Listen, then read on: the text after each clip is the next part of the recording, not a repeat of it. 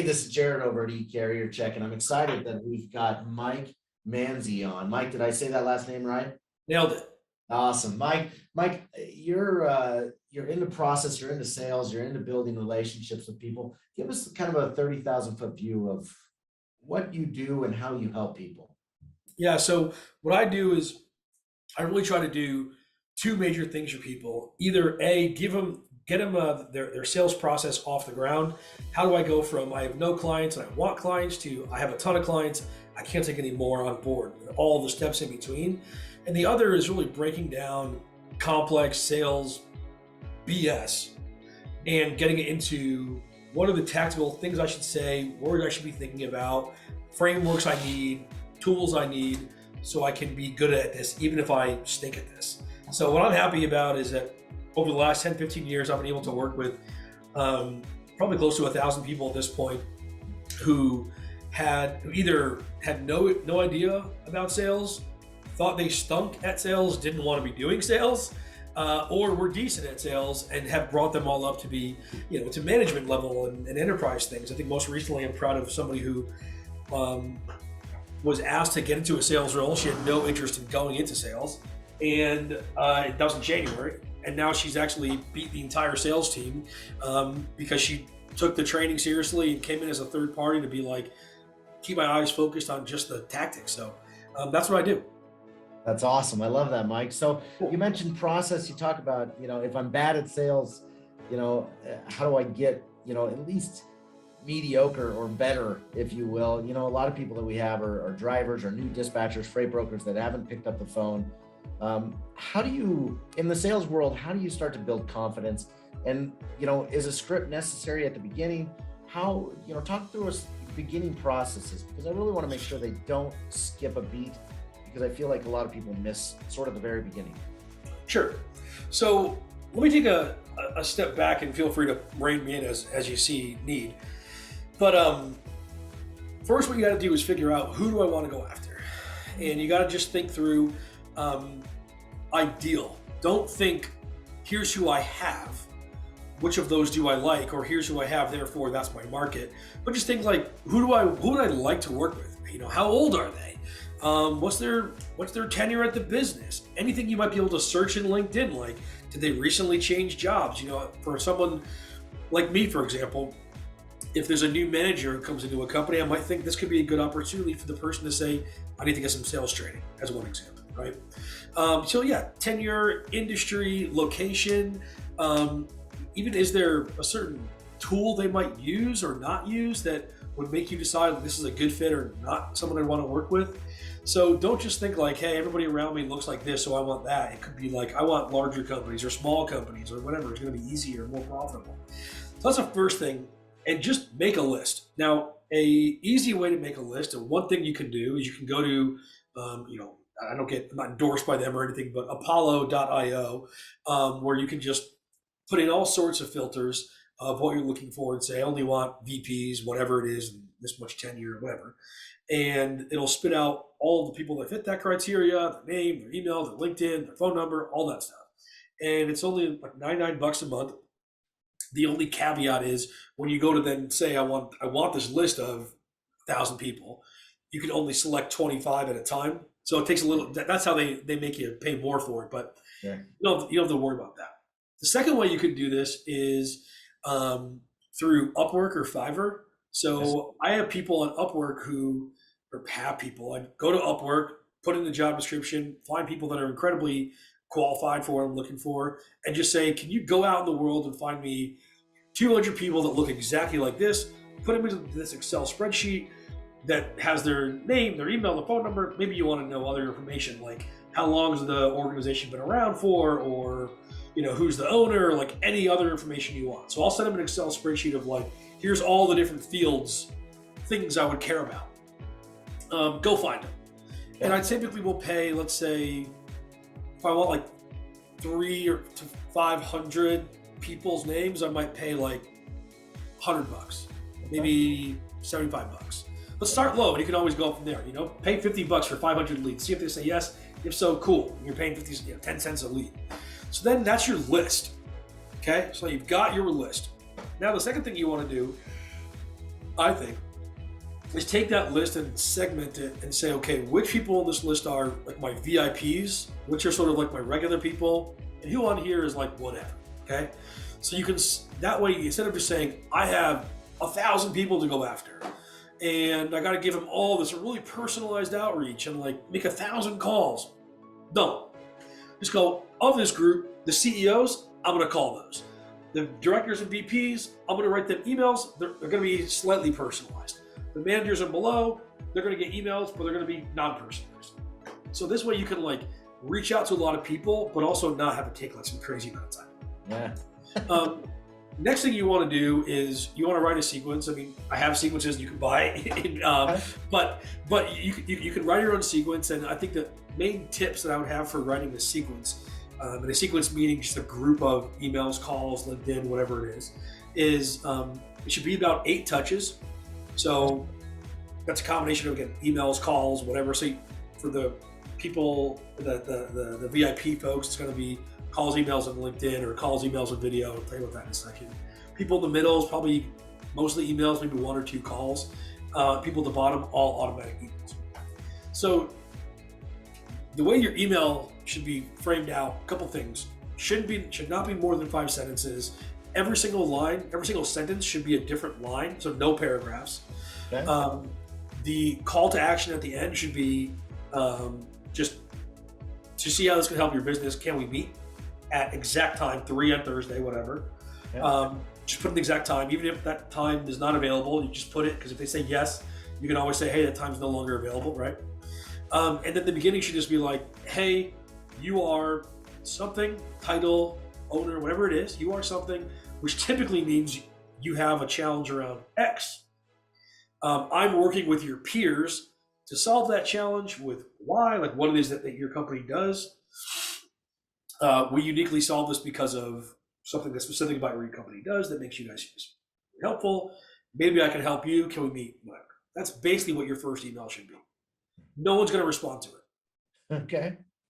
2 days later, there should be a follow-up email that is literally name, space, following up with a note below, wondering if we can connect at 3 on Thursday. Okay. You'll get like 10% responses from that. And that should be threaded with the first one. Like just respond to your own email. Sure. The next email, you can maybe ask a question about their business. Hey, I was researching your business, saw this was true. What are you doing to solve that? I'd love to help. Go. Another thing you could do is have your email be something like, hey, I noticed this about your business. I can help with like this, give you a free audit, on how you're currently doing on whatever it is. Sure. Let me know if you're interested. Thanks. And again, with all these sort of like following up emails, and there's like 6 touches right there, plus a couple of calls. Okay. Now, to make them better, you could add a video, which everybody seems really scary, but it's way less than you think. So Vidyard is free, and okay. You can just make a video, and your video should not say, hey, Tom, it's Sarah calling, hey, I'm making you a video. And should jump right into, here's what you are, here's what you typically care about, how do we solve X without Y, maybe I can help, let's talk. So it would sound something like, let's say, I don't know, I'll just make something up. I sell whiteboards. Hey, okay. So I'll just be like, Tom, you're the VP of marketing over at that company, which typically means you got a lot of things you got to communicate, and not everybody always gets it. That's why I built whiteboard.com, because it allows you to actually have all the information somewhere so you can communicate it without having to put it in 9 different places. Everyone can see the board. Maybe this can help you. Let's talk soon. Send. So it's like 10 seconds, immediately says something that they care about, immediately says they can do something without something else. That like do X without Y is like the best hook of all time. And they now will read your email, which hopefully gets them to respond.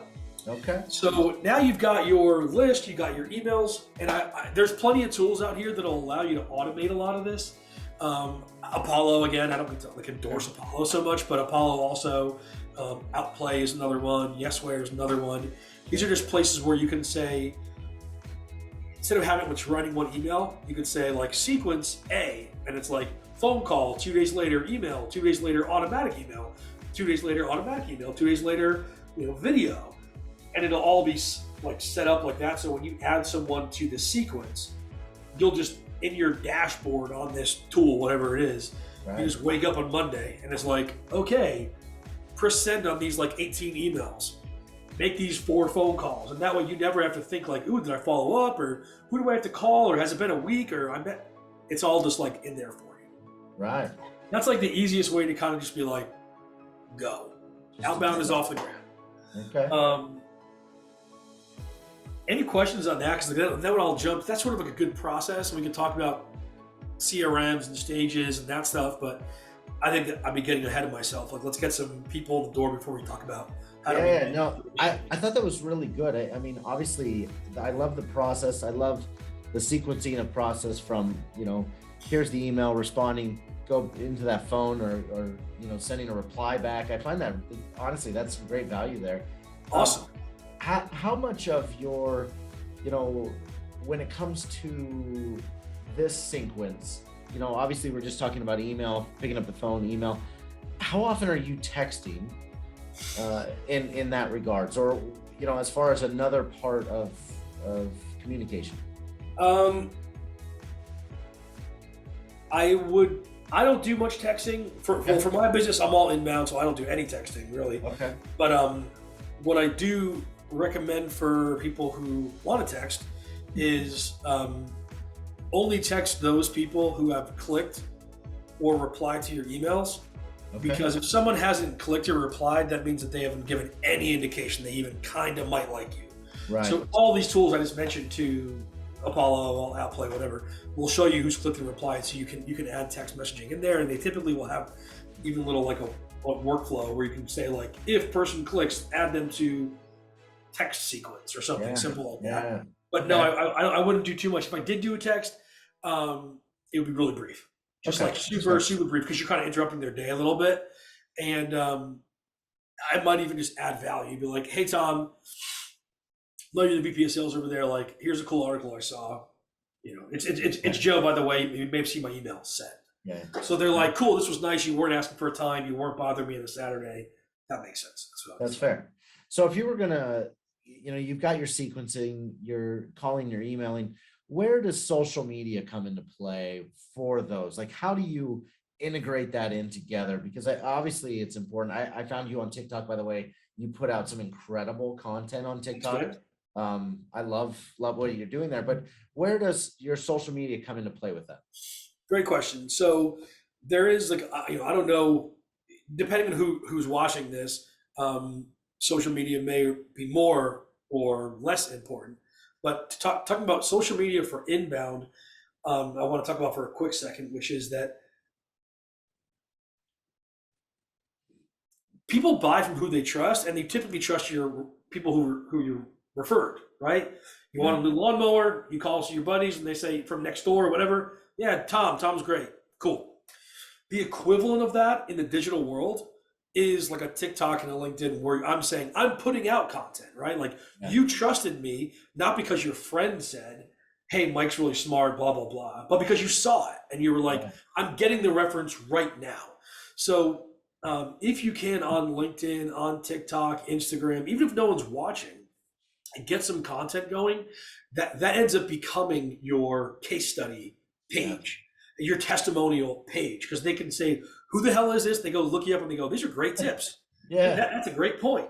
I'm going to call this guy, right? So that's, I think, really important. And like I said, I don't do any outbound now because I have so much inbound coming in. I don't have time for outbound, which is a great problem to have, and I'm so thankful for how things are going. Now, that said, where social media plays in the outbound sequencing. So I like to put that at the beginning, and it doesn't really matter, to be honest, though. Like, I put it in the beginning, but I think that's kind of arbitrary. Anywhere in there, you should just connect with them on LinkedIn is the easiest thing to do. In your connection request on LinkedIn, just mention something deep on their profile. Like, hey, saw you went to Clemson back in the 80s, thought we should connect. As opposed to, like, your profile looks interesting. Just grab one thing, Right. So that's what I would do there. There's plenty of tools to make you go faster on LinkedIn. One is Sales QL.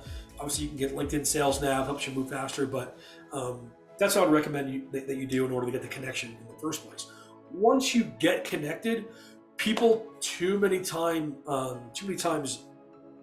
connect and pitch. Have your first 2, 3, 4 things you're saying to this person just a regular conversation. Like, holy shit, just pretend that you actually care about this person. Hey man, how are you doing? Like, saw you were over in Houston. What made you move out? What made you move out to Houston? Chit chat. When they start reaching back out to you and saying like, yeah, here's why, whatever, you're gonna have a real conversation, and then you should go like, then you're on the side writing them emails about why they should buy from you or whatever, right? So this sort of bridges the gap between here's this stranger cold calling me and here's Tom, this nice guy. And if your goal on LinkedIn is just to connect, I want to connect human to human, your emails will do much better. If you try to just have both places be like, buy from me, it's not suddenly all of the how you doing, glad we connected, all of that, it's icky. It's like, This was fake. This was all fake. I feel gross. So it doesn't work. That's fair. I love that. If we can continue into the sales process. Yeah, so let's go into the sales process. Cool. That'd be great. So basically, if I don't know your industry, I don't know anything about your business or whatever, these are the sales stages. There's basically meeting scheduled, discovery done, demo done, proposal out, contract out. Okay. That's it. Okay. So you can't move to the stage discovery meeting scheduled until they've booked the time. You can't move to the stage discovery done until you've asked all the questions you need to in order to be able to make a proposal so that makes sense. Okay. You can't get into proposal until you can't get out of proposal stage until you've sent them like, this is the actual number, not like we chatted, I told you 30 grand, like it's 30K. Yeah. And they're like, yeah, that sounds good. Send me a contract. And you go, here's a contract for 30K. You can't get out of that stage until they sign. Okay. Those are the stages you need to have. Within those stages, things you're going to want to make sure that main thing you want to make sure you're always getting is how much, what you should be tracking in a system or even in Excel or whatever, should be amount that you think it's going to close for, date you think it's going to close,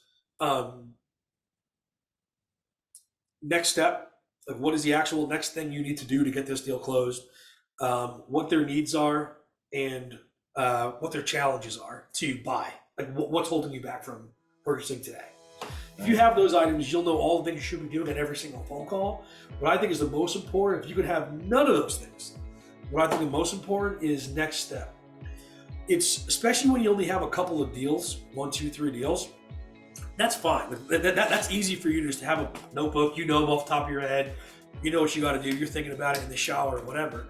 When you get even like more than 3, like 5, what ends up happening is in your mind, you're prioritizing the ones that just like, Susie was super nice, Tom was a great guy, or like Joe's definitely going to come in, and then the other 2 just kind of get thrown to the wayside. When if you had a system where they're sitting here and it says 416 hyphen, reach out to Joe if he hasn't gotten back to me. When you do that once a day for 5 minutes, you actually don't need to know anything in your head. And like, we're all good at telling ourselves what to do in the past. Like, I got to lose weight next year, right? I'll write down like lose weight, right? But it's hard to do in the moment. Here, if you're in the past going like 415, call this guy, 416, call this guy, 418, email this dude, whatever it is. Then when those days come, it is easier to do because you've got it like just sitting right there, like, this is what I have to do, as opposed to just thinking like, oh, if I call Tom, I feel like I haven't talked to Tom in a while. Yeah. You know, like that's a very, very different thing. And that's the difference between someone running like a 2-deal company and like a 10-deal company. So that's the biggest piece. Now, what I think is important for people to recognize about sales, by the way, kind of switching gears a little bit, is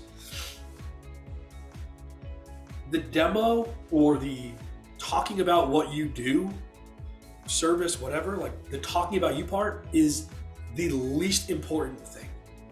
The most important things are the discovery up front, so you can figure out when I talk about what I'm going to talk about, how do I make sure that you are interested in it?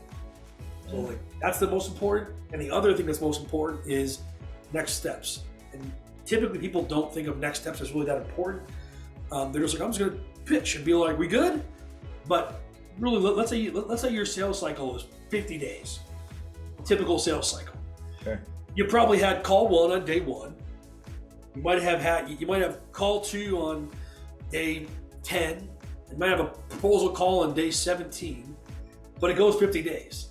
So it's like there's like 30 days in there where it's all next steps. So the majority of the lifespan of your deal will be controlling next steps. So I want to give my tips on next steps. I think it's the most important bit. You down? Yeah, let's do this. I Cool. love it. I love where you're going, because I'm enjoying the fact that you're talking about just structure and having, at some point, some people are just bowling or trying to shop, let's go. And then it'll be like, oh, I need to call this guy. I forgot about it. Right. So I love where you're going with this. I love the structure. I'll let you keep running because I really love it. Yeah, that's cool. So definitely that structure is key. And we'll jump back into it too. So this next steps bit will help with structure as well. So when you're at the end of any call that you're on, you got to do these exact steps. You go, so for you, what are the next 1 to 2 steps you got to take internally? Okay, whatever they say. A, great. Let's assume A goes well. What are a couple steps that happen after that? And you repeat that process until they go, and then we sign. Okay, so then we go, if this didn't work out, you guys didn't sign up with us, what are the likely 1 to 2 reasons that might have happened? And then finally, well, they say budget, finance says no, whatever. Okay, if budget or finance says no, whatever happens, what would you do in that situation? This is really important because it's going to answer all those questions I was saying you got to have in all the deals. So what are the next steps? Boom, you got their whole decision-making process, everything you got to do. I now see the road ahead of me. Then if this didn't work, what are the likely reasons it won't? That answers my question before, what are the challenges to buy? So you can now see, like, if this deal doesn't close, why won't it close? Too many reps say the number one reason that deals are lost, people put a reason, ghosting. They ghosted me. Yeah. Which really just means I didn't know the reasons, and then they ghosted me. So it could still be they ghost me. They could still ghost you. But you might be like, well, they said it was going to be either the CEO didn't want to buy it because he's seen a tool similar and said he never wants to look at them again, and budget. So he ghosted me. However, it's one of these 2 reasons. So you could prepare for that stuff ahead of time. And then the last one is that, like, if that happens, what will you do? This gives you a huge indication of, like, is this guy willing to buy? Because you're gonna talk to people that are huge extroverts, people that really want to make you feel good. Oh, this is awesome! Oh my God, we need this. How have we not had this for years? And then you go, cool. Like if your boss said no, what would you do? Oh, we'd probably have to just think about it then for a few months and put it on the back burner. Okay, I thought it was really important, right? So that is really important that you're understanding what will they do. And the final reason why it's so important is because if they end up saying, I don't know what I would do if X happened. Now this puts them in a position to ask you for help.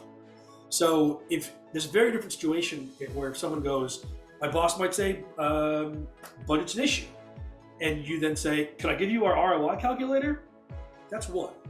And they're just going to go, sure, I'm happy to put it in an email and forget it exists and throw it in the garbage, right? Where if instead you go like, oh man, if your boss said, budget was an issue, what would you do? And they go, I don't know. And then you go, can I give you our ROI calculator? And they'd be like, yes, I had a problem. And you then just gave me a solution. Sweet. So it's a very, very different thing. Yeah. So that's like the key to the end. Mike, I talk to a lot of people, and I love how you talk about having a next step, because how many times on a sales call you have a great conversation, you're like, oh, this is it, this guy's going to set me up.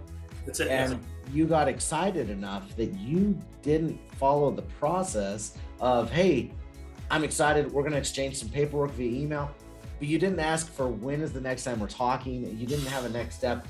Mike, that's some meat right there. I love that. I'm excited about that. Well, then That's cool. let me give you a couple of quick tips then, sort of close things out too. Yeah, please. So one is next steps. Great question to ask for meeting. Instead of saying like, let's meet next week, which is what we always say, ask for a much faster time. So can we meet tomorrow, or would that be too soon? What they're going to say is, yes, that is too soon. How about Friday? Okay. As opposed to, can we meet next week? In which case they're going to say yes. Now you've extended your sales cycle a few days. You got this person on your books. Like this sucks. Time kills deals. You don't want that. It's also kind of a powerful thing to say like, hey, can we meet tomorrow, or is that too soon? Versus, oh, could we please potentially meet in a week? It's a very different dynamic. Fair. Yeah.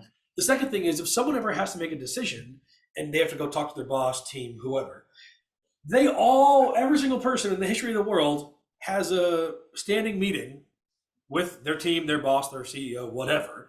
So instead of just saying like, you'll talk to your boss, great, let's talk next Thursday.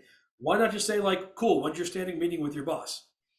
When's your standing meeting with your CEO? When's your standing meeting with your team? And then just go, oh, it's Tuesday? Great. Should we talk Tuesday night, or is that too soon? Now, instead of me talking Thursday and him going, yeah, I think my boss said this and that, I can't quite remember. They're going to be like, yeah, he said this earlier today, and he said no. And you could be like, cool, send him a note right now saying we'll bring the price down or whatever it is, to deal with it in the moment versus waiting. So that's a big tip, and I think it's the one that everybody always says, Mike, I've only taught one thing from you, but you helped me make my deals close. That's a big one. Yeah, that's good. The other one that I think is really good is when you're asking, I'll give you three different types of questions you can ask. Maybe we can close out there. Maybe that makes sense. Yeah. But there are three types of questions you can ask that will help in any part of your sales process. Number one is 1 to 2. If I say to you, what are your challenges? It's a huge question. Well, I can't sleep really well at night. That's kind of a challenge. All big business problems. Now this person has to think, okay, what do I think your business does and solves? Then try to think which challenges. Like, it's a hard question to answer. So they typically will give you some vague stuff, right? Or they'll only give what they think your business can solve, even if your business can solve these challenges over here. If you instead say, what are 1 to 2 challenges you have, you're making the question easier to answer. Yeah. And you're also saying like, I want 2 things. So it's easy to answer. That there's a finite number, so the person's going to actually answer the question. You're not putting this pressure on it. The second thing is exaggerating questions. These are particularly good for asking if someone likes the product, but can be used in discovery as well. So if I say to you like, all right, man, what do you think? What are they going to say? It's great. Love it. Thank you. Good job. Love the demo. This is great use of my time. Great meeting you. Even if they didn't like it. I mean, heck, if you don't like me and we're in a group of people and I go, hey, I like you, you're going to say, I like you too, Mike, right? Like, it's just social norms. If I said, hey, I think I'm in love with you, right? You're going to be like, kind of take it back like, well, listen, take it easy, right? So you're willing to actually push back on sort of social norms because the question I asked is so committing that it'll be uncomfortable to answer it, right? So the same thing is true here. If I go, do you like it? You're going to go, yes. If I go, do you love it? You're going to say, I'm not quite sure I love it. Did it check every single box? Most of them. Would you give it 100%? Maybe 85. Did you think it was perfect? I don't know if it was perfect, right? And that's that little gap between I like it and it's not quite perfect. That's where you lose all of your deals. That's the like, there was a budget problem, or they didn't like our feature number 2 or our price or whatever it is, just sitting there. That you got to grab that. That's the second one, and then finally is rewinding and fast forwarding questions. If I say to you, if you had this tool, what do you think? Would it be really, really beneficial? This is kind of hard. We have to like write this story out. Well, I think it'd be kind of cool. We kind of think about it for a while. Like, it's not easy to answer that. If I instead said, hey, let's fast forward a year. You had this tool for the past year. What do you think are 1 or 2 things that will be different over the next year? Now, for some reason, human brains, whatever it is, when you give them the end of the story, you go, you're happy. What are a couple things, 1 to 2, that might be different? It's easier to answer that. And in reverse, if I said, hey man, if you guys had this a year ago, what are a couple things that will be different today? And that's a really powerful question to get someone to be like, holy shit, man, I gotta do this. Yeah. I can't wait. Like, if I had this last year, I'd have $100,000 more in the bank, whatever. Exactly. Yeah. So that's what I would think. That's a good overview of like the structure, a couple of main tips and specific to next steps, and then just like the best questions to ask or types of questions to ask in the middle there. Mike, I tell you what, you are full of great information. Mike, how do people get a hold of you? How do people watch you? Where can people find you? I think the best place is if you go to my LinkedIn, which is like linkedin.com/in/Mike Manzi7. It's a great place. Or you can find me at gumroad.com/official sales tips, or anywhere on social, YouTube, Instagram, TikTok, under the tag official sales tips. Awesome, Mike. Thank you for being on. Thank you for the tips. I really enjoyed the conversation, man. You take care of yourself. Take it easy, man. See ya. All right, take care.